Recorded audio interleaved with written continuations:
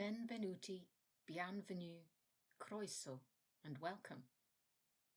Hi, I'm Juliet. Join me on my language learning journey and discover my thoughts on different aspects of language learning with the A Language Learning Tale podcast. Today I'm talking about tips for listening to audiobooks in a foreign language. I recently started dabbling in listening to audiobooks in Italian on Spotify. So I thought I'd just list a few tips here if you're thinking of trying this yourself, because this type of listening can be quite a lot more difficult than your regular listening to content. I'll explain why in a minute. So the first tip, which isn't something I have done, but I accept that it could be a way to make things easier, is to have a copy of the physical or ebook so that you can read along as you listen.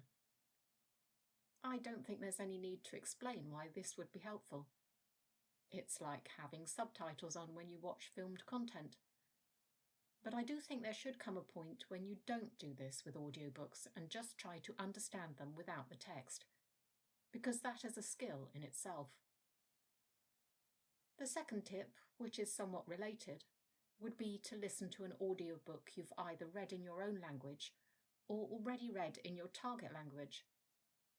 Again, this isn't something I've done, but it does make perfect sense.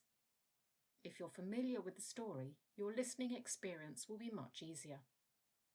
So if you enjoy rereading stories, you might want to try this.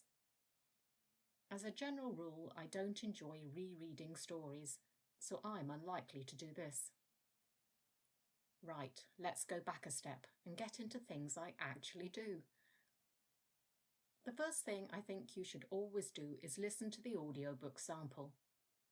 Most retailers, libraries, and other audiobook services give you the opportunity to listen to a short sample of the book before purchasing or downloading.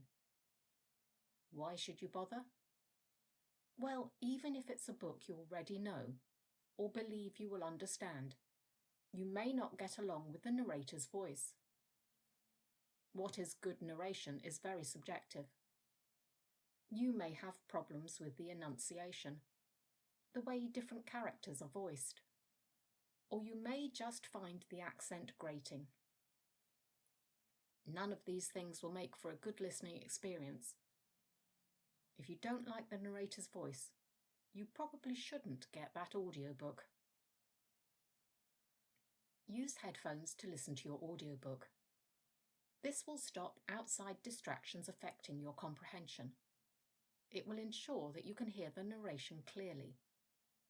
This will make your life much easier, especially when first starting to listen to audiobooks. You can still do other mindless tasks whilst listening, which I've suggested before, but having the sound directly into your ears will really boost your understanding. When you start listening, don't expect to understand straight away. So audiobooks are generally spoken more slowly than natural spoken language. This is so that the narration is clear to those listening, and you can always speed it up. But even slow narration is probably going to sound incredibly fast in a foreign language. So instead of speeding things up, use the controls to slow things down. This shouldn't distort the voice if you're using a retailer, streaming service, or library's app.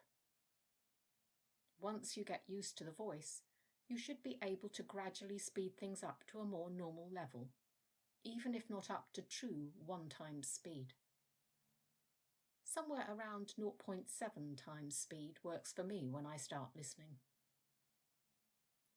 Another benefit of slowing things down is to get used to the language that the author uses and their writing voice. I've said this about simply reading a book before, but you do need to get used to the author's style over those first few chapters before being able to really get into a book. Their use of vocabulary and the way they form sentences will not be the same as another author. This really is a thing. I'm an author, I should know. Some books may only take 1 chapter for this, others several.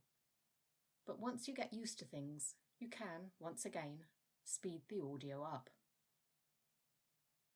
Next, accept that you won't understand everything even once you're used to the narrator and the author's voice.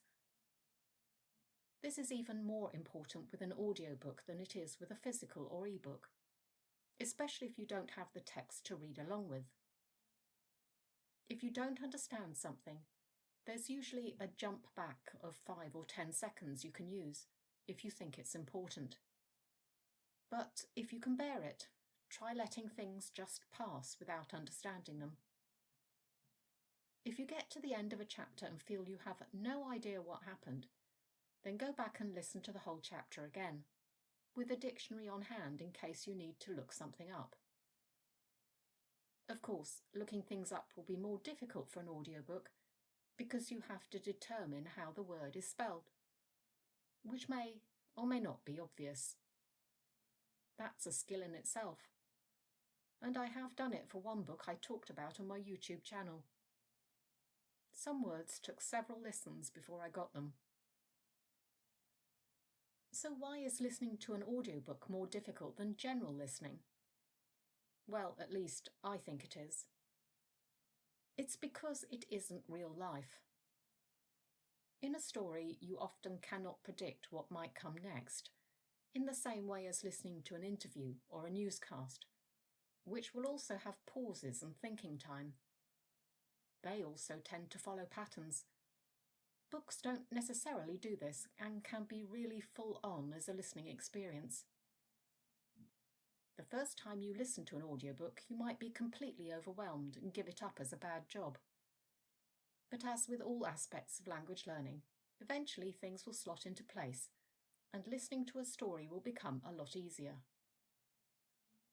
Of course, if you listen to non-fiction, it could be a lot easier straight away, especially if the book covers a topic that you are very familiar with. So if you enjoy non-fiction, maybe try that first. That's all for today's episode. Don't forget to join me again next time for more language learning tips, tricks and tales.